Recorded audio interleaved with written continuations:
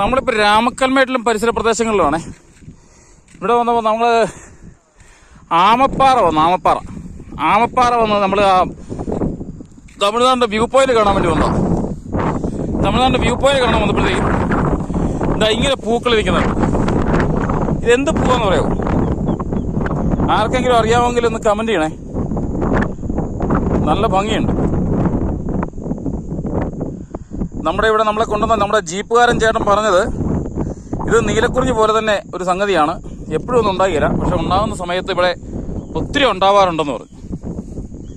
അറിയാമെങ്കിൽ ഒന്ന് പറയണേ അതെന്താണെന്ന്. നമ്മൾ കണ്ടിട്ടില്ല, ആദ്യമായിട്ട് കാണുവാണ് ആ സാധനം.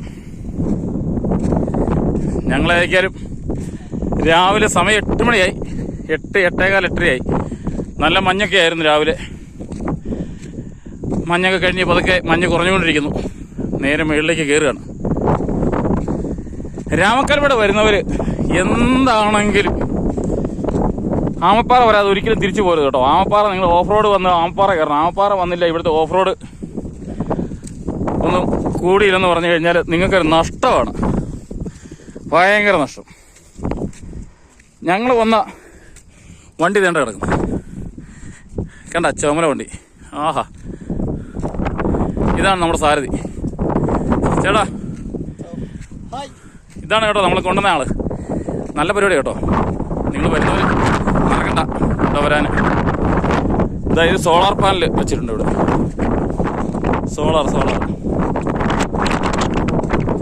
മുഴുവൻ കാട് പിടിച്ച് കിടക്കും.